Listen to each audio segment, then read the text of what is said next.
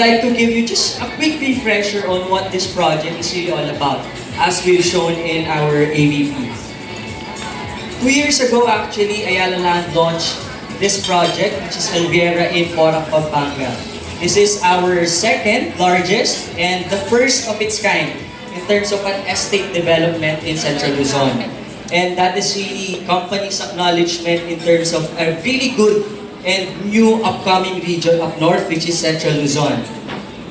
Just a background also in terms of the economic activity in that region. Central Luzon po is the third largest contributor in terms of GDP in the country and in terms of remittances from OFW.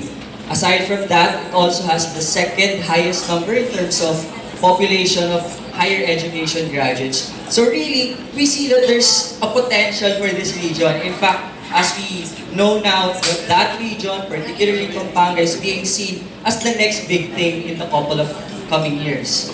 But what do we intend to do here? Alviera is a 1,100 hectare property located in Porac.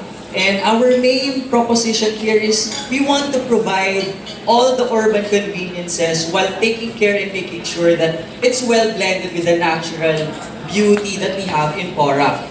In a nutshell, it's what we envision to become the new Valley of the North.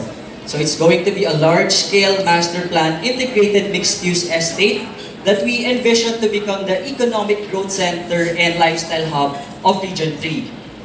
So to show you what we, aside from that actually, in terms of accessibility, we're in a very good position because of our available transportation infrastructures.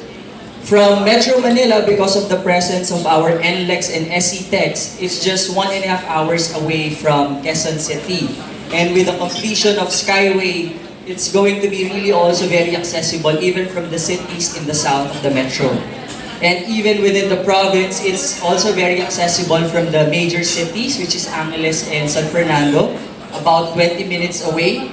But more notably, we're in high proximity or very close proximity to the Clark Airport and the Subic Freeport, which opens up the development to international opportunities. Specifically, we're just 5 minutes away from Clark and 40 minutes away from Subic.